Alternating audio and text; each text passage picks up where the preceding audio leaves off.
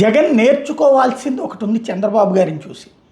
ఏంటది అంటే అడ్మినిస్ట్రేషన్ కాదు. అడ్మినిస్ట్రేషన్ జగన్ది అద్భుతమైనటువంటిది బాబు గారితో కంపేర్ చేసి.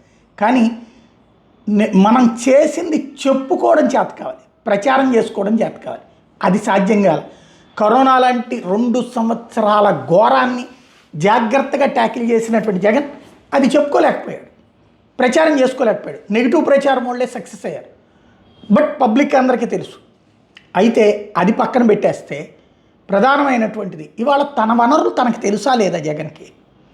ఇప్పుడు చంద్రబాబు గారు ఇదివరకు ప్రతిపక్షంలో ఉన్నప్పుడు కూడా పార్టీ నాయకులందరితో తుఫాన్ అనగానే ఓ వీడియో కాన్ఫరెన్సు, ఒక టెలికాన్ఫరెన్సులు నిర్వహిస్తూ మీరు అందరూ జనంలో ఉండండి, తిరగండి, ఇట్లాంటిది. అది తిరిగినా తిరగకపోయినా సరే అది ప్రచారం జరుగుతూ ఉంటుంది. ఇక్కడ జగను నిన్న బెంగళూరులోనే ఉండొచ్చును, లేకపోతే ఢిల్లీలో ఉండు, లండన్లో ఉండు. ఓ టెలికాన్ఫరెన్స్, ఒక వీడియో కాన్ఫరెన్స్ ఎందుకు పెట్టుకోలేకపోయాడు?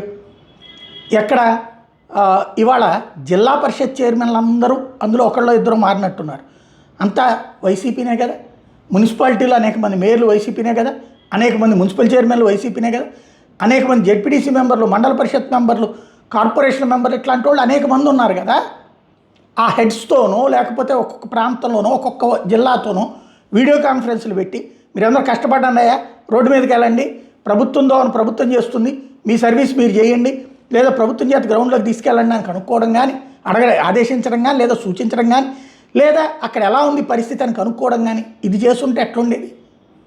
ఓ సిస్టమ్ ఉండేది కదా. ఇదే చంద్రబాబు గారికి కనుక ఈ ఛాయిస్ ఉండుంటే అప్పుడు లేదు ఆయనకి. అయినా సరే జిల్లా అధ్యక్షులతో వాళ్ళతో వీళ్ళతో మీటింగ్. ఇవాళ కూడా రీజనల్ ఇన్ఛార్జెస్ వాళ్ళతో మీటింగ్ ఏంటి? వీళ్ళతో కదా జరపాల్సింది జగన్మోహన్ రెడ్డి. ఆలోచించాలి మరి వ్యూహాత్మకమైనటువంటి లోపం ఎక్కడుందన్నది.